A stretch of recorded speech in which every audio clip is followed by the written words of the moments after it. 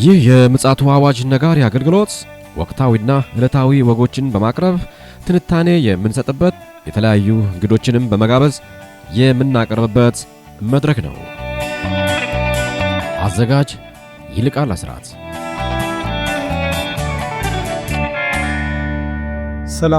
ሰላም ውድ የምጽአቱ አዋጅ ነጋሪ አድማጮቻችን እንዴት ዋላችሁ? በዛሬው እንግዲህ በሰኞ ዕለት መረጃና መልእክት የምናስተላልፍበት ክፍለ ጊዜ ነው። ከፓስተር አለማየሁ ነሞ ጋር የምናደርገው መጽሐፍ ቅዱሳዊ የሆነ ውይይት አለ። በዛ ጉዳይ ላይ እንግዲህ ፓስተር ወቅታዊ የሆኑ ክስተቶችን ዓለማችን ላይ ምን እየተከናወኑ እንዳሉ እነዛን ነጥቦች በማሰባሰብ ደግሞ እንደገና እንደ እግዚአብሔር ቃል እየፈተሸ የወቅቱን መልእክት በማስተላለፍ ላይ ይገኛል። ስለዛም እግዚአብሔር እናመሰግናለን። ዛሬ እንግዲህ ዓለማችን እንዴት ዋለች፣ እንደገና ደግሞ ሌሊቱንም እንዴት አደረች በሚል መረጃዎችን አሰባስቦ ወደፊት መጥቷል። እንግዲህ ፓስተር በቀጥታ ከሱ ጋር ወደምናደርገው የስልክ ውይይት እንሸጋገራለን። መልካም ጊዜ እንዲሆንላችሁ እመኛለሁ። ይልቃል አስራት ነኝ ከምጽአቱ አዋጅ ነጋሪ አገልግሎት። ሰላም ላንተ ይሁን ፓስተር። እንደምን አለ ወንድም ይልቃል? እግዚአብሔር ይመስገን። ትናንትናም አገልግሎት ላይ ነበርክ፣ ዛሬም እንግዲህ በዛ አቅጣጫ ላይ ነው እንግዲህ ያለው። አዲስ አበባ አይደለም ያለው። ለአድማጮቻችን መረጃዎችን እስኪ ያሰባሰብከውን አጋራልኝ። እንግዲህ ሰሞኑን በኦማን አሜሪካና ኢራን በኢራን የኒኩለር ጉዳይ ላይ ለድርድር ተቀምጠው ነበረ። ዛሬ ወይም ትናንትና ማምሻውን ማለት ይችላለሁ። ዛሬ ደግሞ በስፋት እየተዘገበ ነው። ሁለቱ ሀገሮች ምንድነው የሰጡት መግለጫ? ድርድሩ የምዕራፍ 1 ብለው ነው። ምዕራፍ 1 በጥሩ ሁኔታ ተጠናቋል የሚል ነው። እዚህ ምዕራፍ 1 እንግዲህ በምን ጉዳይ እንደተጠናቀቀ ዝርዝር መረጃ ከመስጠት ተቆጥበዋል። እንግዲህ ምንድነው በዓለማችን ላይ ይሄ በጣም ብዙ አወዛጋቢ ነገሮች አሉ። በዚህ ድርድር ውስጥ ቭላዲሚር ፑቲን የራሽያ ፕሬዚደንት ትልቅ ሚና ተጫውተዋል ነው የሚባለው። ተጫውተዋል ይባላል።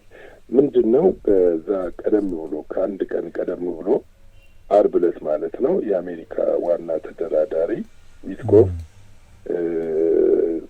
ሞስኮ ተገኝተው ነበረ። ሞስኮ ተገኝተው ድንገተኛ ነው፣ በሚዲያ እንኳን ያልተጠበቀ ነው፣ ይገባሉ ተብሎ ሞስኮ ታይተዋል። ተገኝተው ከቭላዲሚር ፑቲን ጋር ተወያይተዋል። ከቭላዲሚር ፑቲን ጋር ከተወያዩ በኋላ ቀጥታ ወደ ኦማን ነው የበረሩት። እንግዲህ ከዛ በፊትም አንድ ዜና ዘግበን ነበር ታስታውስ ከሆነ ቱርክ ኢስታንቡል ላይ የአሜሪካ በአምባሳደሮች ደረጃ ማለት ነው የአሜሪካና የራሽያ ልኡካን ቡድኖች ለድርድር ቁጭ ብለዋል።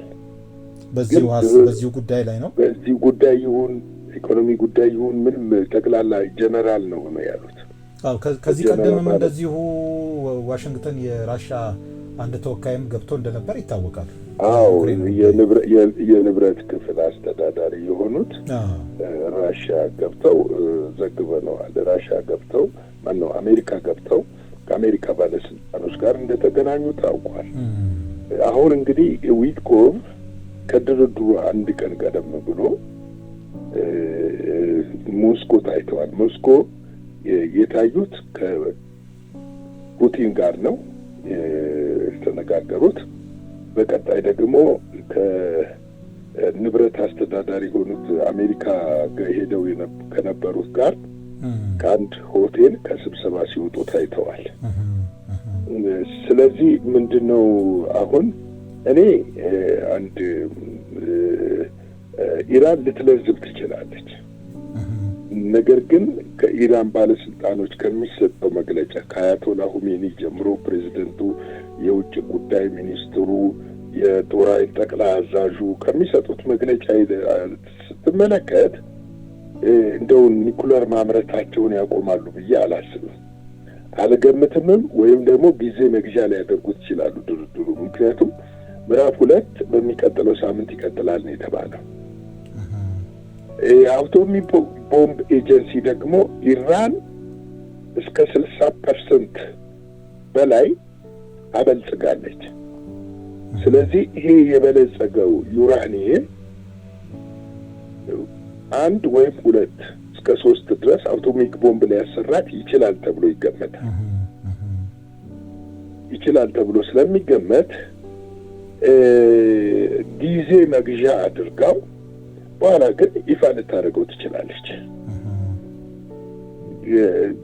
ይሄ የኔ ሀሳብ ነው። ምክንያቱም ካለው ስትራቴጂ ምክንያቱም አሁን ኢራን በእስራኤል ኒኩለር አላት፣ ኒኩለር ጣቢያ አላት ይታወቃል። ግን አሁን እንደው ኢራን ይሄንን ጉዳይ ትተዋለች ብሎ ማለት ጅልነት ይመስለኛል። ምክንያቱም በቀጠናው ላይ የበላይነቷን የምታስከብርበትን መንገድ የምታስፈራራበትን መንገድ ትፈልጋለች። እንደው ግን ደግሞ ፓስተር አሁን ኢራን ለዘመናት የገነባችው መሰረተ ልማት እና የተለያዩ ጉዳዮች አሉና አሁን በተለያየ አቅጣጫ ነው ከበባ አሜሪካ እያረገችባት ያለውና በተጨማሪ ደግሞ እስራኤልም በሌላ አቅጣጫ ደግሞ ጥቃት ለማድረስ አሰፍስፈው ነው ያሉት። አሁን ይሄ ኢራንን ዋጋ ያስከፍላትም ወይ? እንደውም በእምቢታ ከዘለቀች ዋጋ ያስከፍላትም ወይ?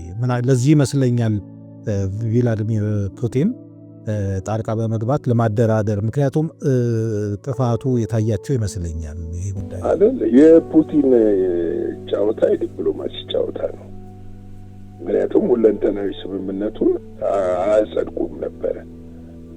ድርድሩ 4 ቀንና 5 ቀን በፊት እኮ ነው ዶማው ላይ ቀርቦ ለ20 ዓመት ሁለንተናዊ ወታደራዊ፣ ኢኮኖሚ፣ ማህበራዊ፣ ሶሻል፣ ባህል ያካተተ ስምምነት ሁለንተናዊ ስምምነት የተፈራረሙት።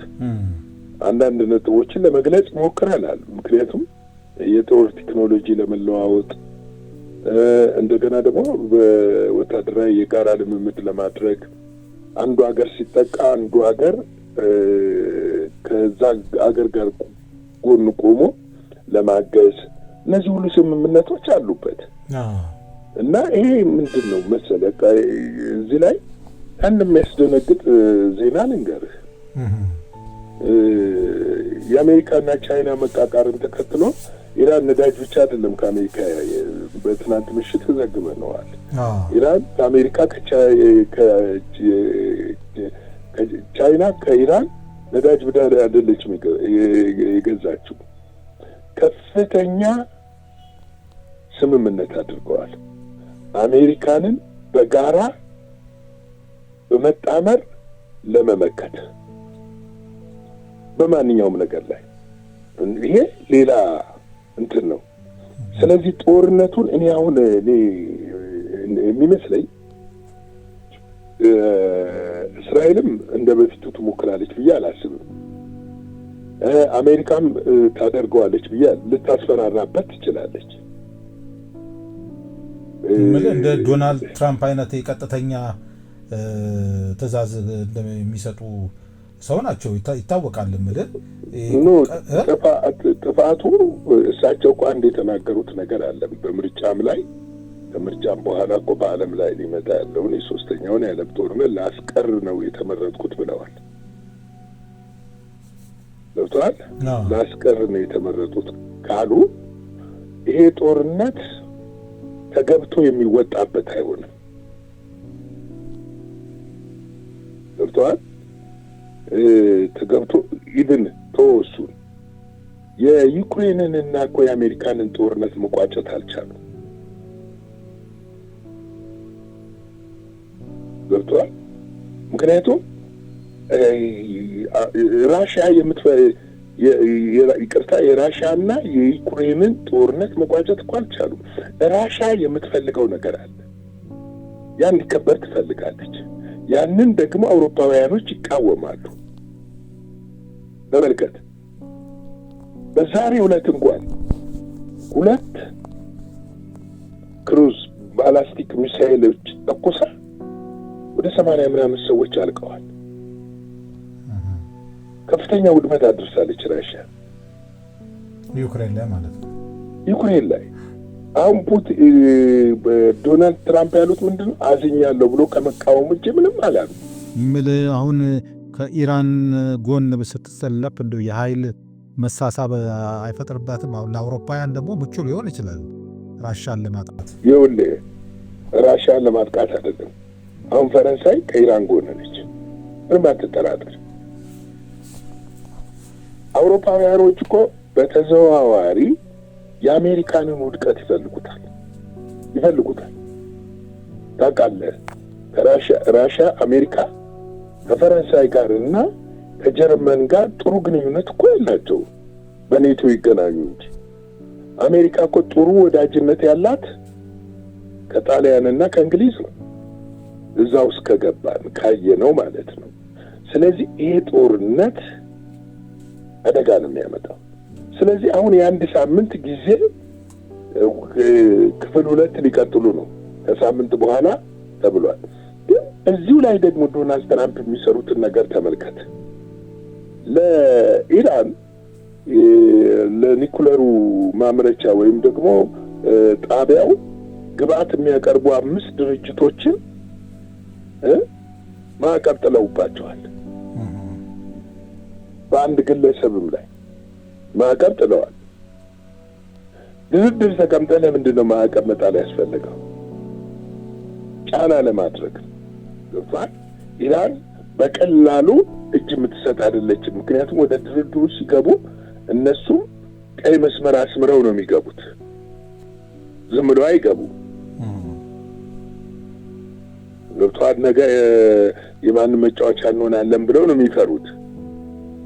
ቀይ መስመር አስምረው ነው የሚገቡት። የኔ ደግሞ የራሴ የግሌ ግምት እኔ ኢራን ኒኩለር አላት ባይ ነኝ። እሱ ምንም ጥያቄ የለውም እኮ አንደርግራውንድ እኮ ሙከራ አድርጋለች። አዎ አላት ብዬ ነው ማምነው።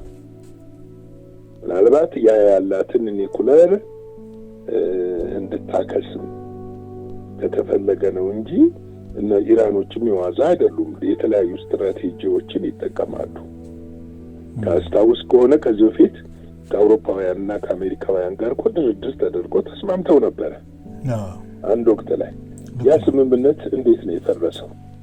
ስምምነቱ እንኳን ከዓመት በላይ ፈጅቷል እኮ ለመፈራረም። እያራዘመችው ነው የሄደችው። ስትራቴጂ ነው የተጠቀመችው። በኦባማ ዘመን ነው አይደል? አዎ በኦባማ አሜሪካን ውጭ ጉዳይ ሚኒስትር ጆን ኬሪ በነበሩበት ጊዜ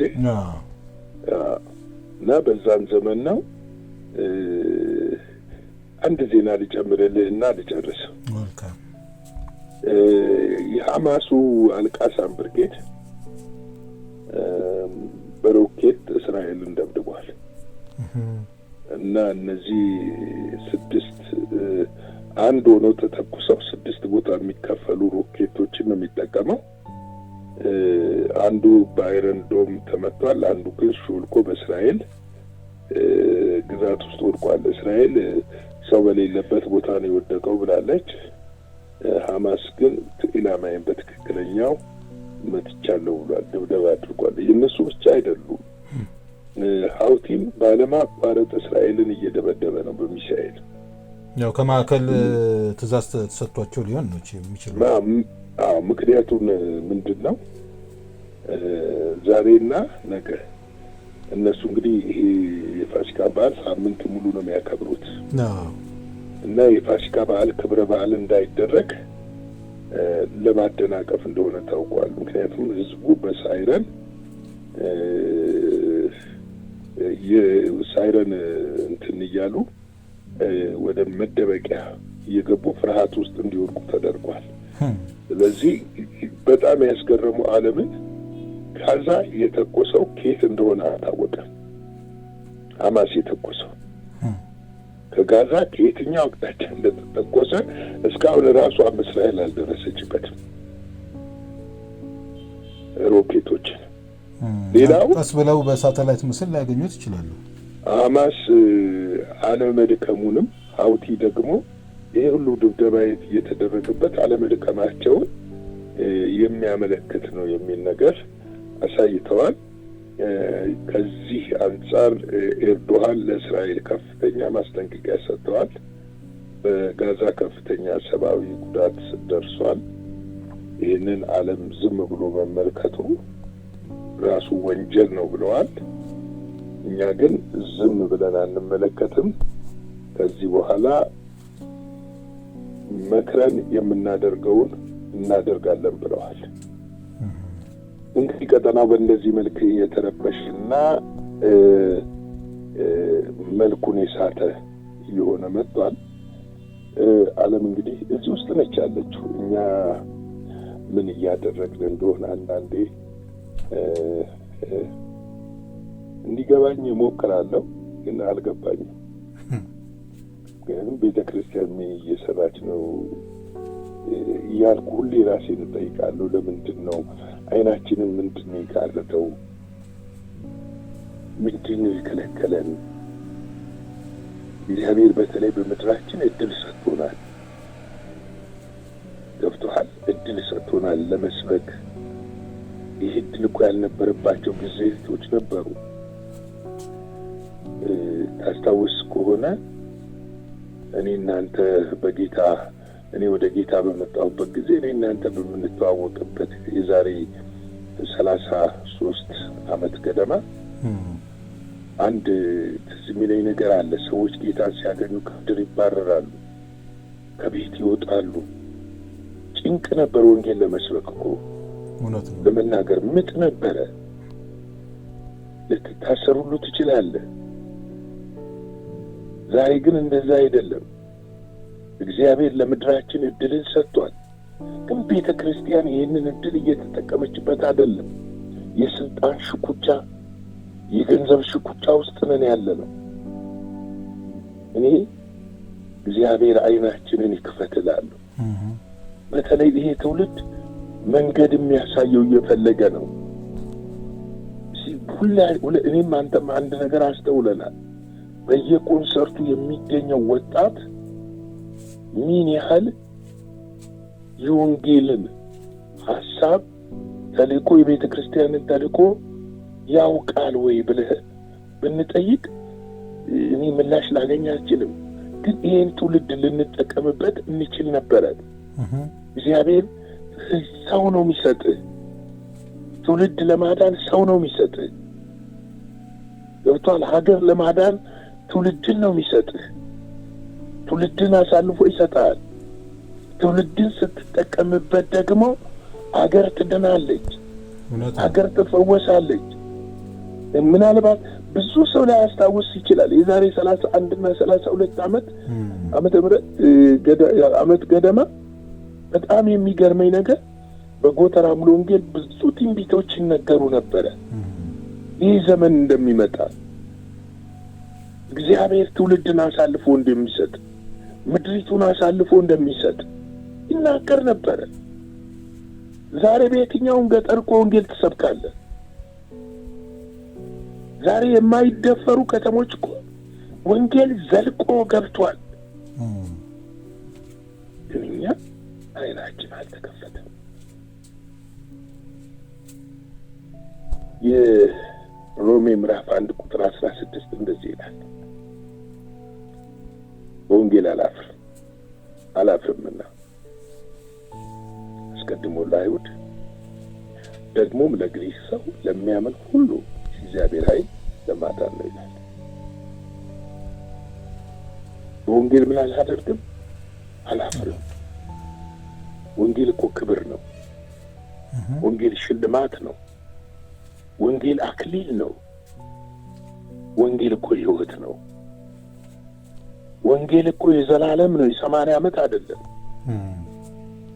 የተወሰነች ጊዜ አይደለም፣ እንደ እንፋሎት ታይቶ የሚጠፋ አይደለም። ወንጌል የዘላለም ነው።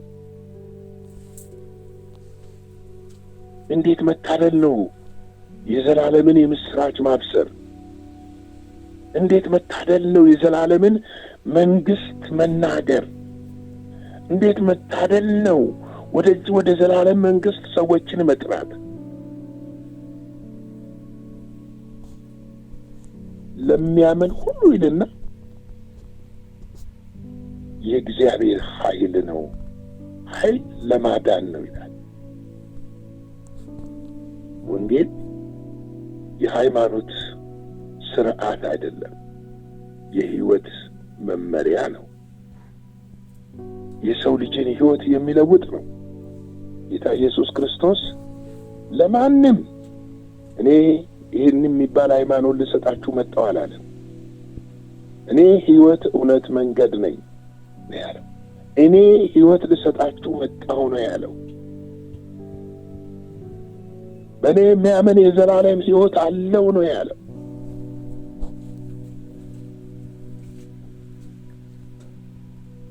ዛሬ ወንጌልን ከመስበክ ይልቅ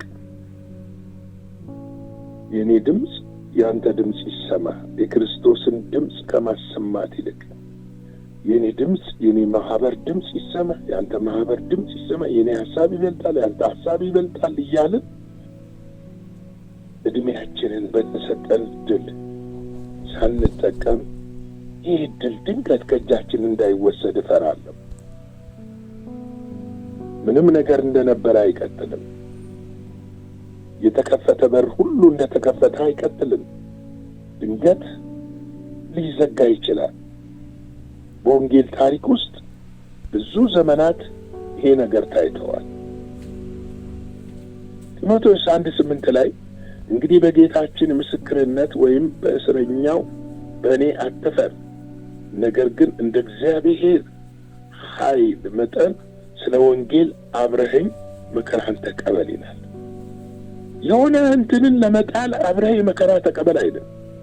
የሆነ እንትንን ለመጣል የኔ ቲፎዞ ሆነ ፌስቡክ ላይ ወጣ ስለኔ አራግብ አይደለም የሚለው የእግዚአብሔር ኃይል መጠን ስለ ወንጌል አብረኸኝ ስለምን ስለ ወንጌል ስለምን ስለ ኢየሱስ ክርስቶስ ስለምን ስለ ሞቱና ትንሣኤው ስለምን ስለ ዳግም ምጽአቱ አብረኸኝ መከራን ተቀበል ይላል።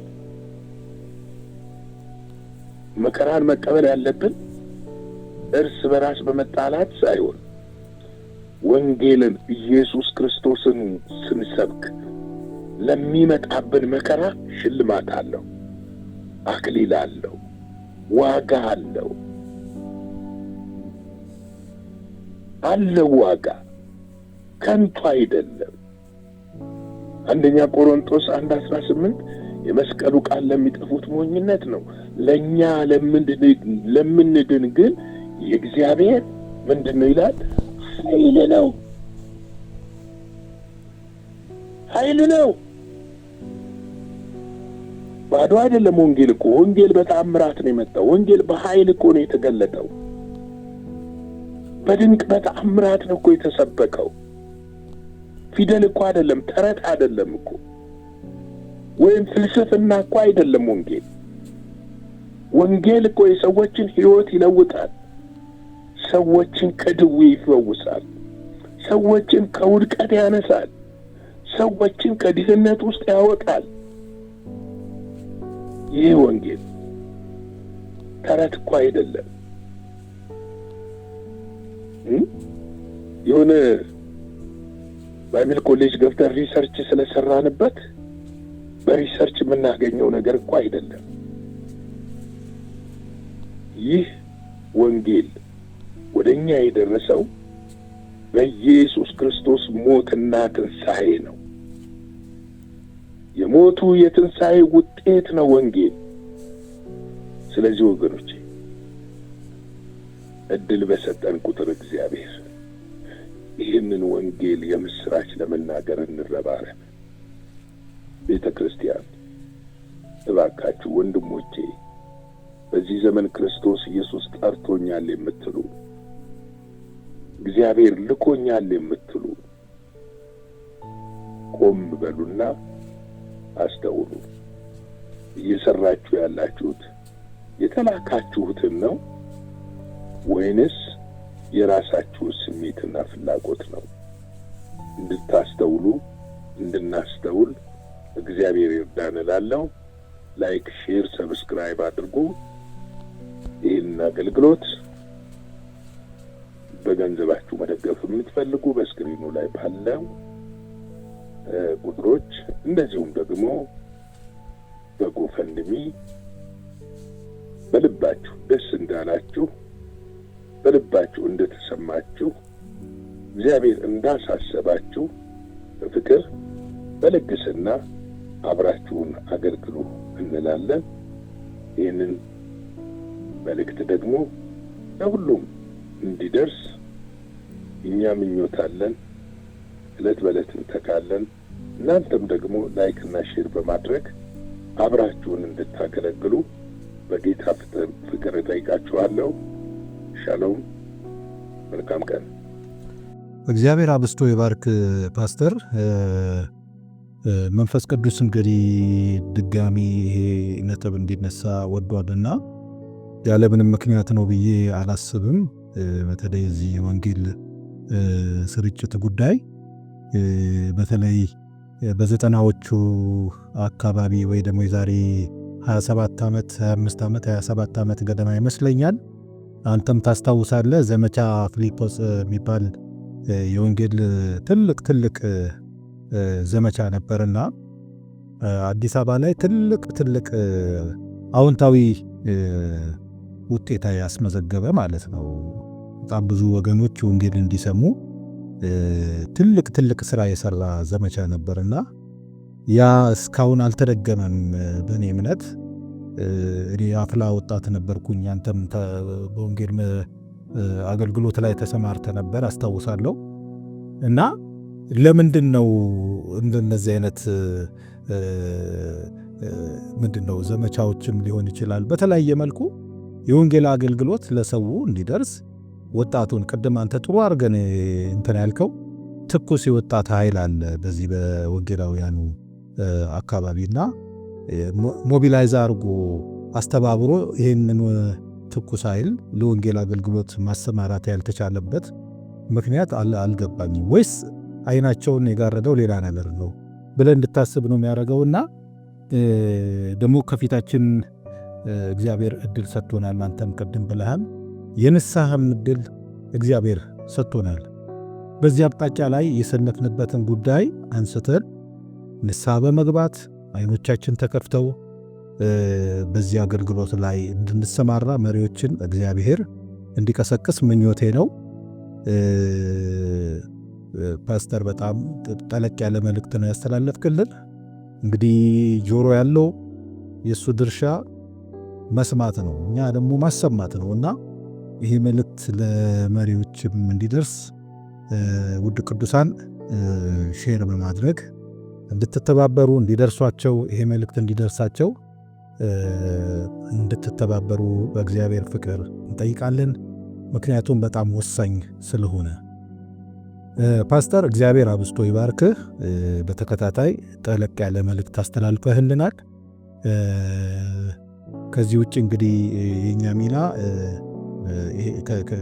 ሌላ ነገር ስላልሆነ የወንጌልን እውነት ላመኑ ወገኖች ማድረስና ቅዱሳንን ማንቃት ስለሆነ በዚህ ላይ አንተም መረጃዎችን እያመጣ እንደ እግዚአብሔር ቃል እየፈተሽክልን ስላለ እግዚአብሔር የተባረከ ይሁን።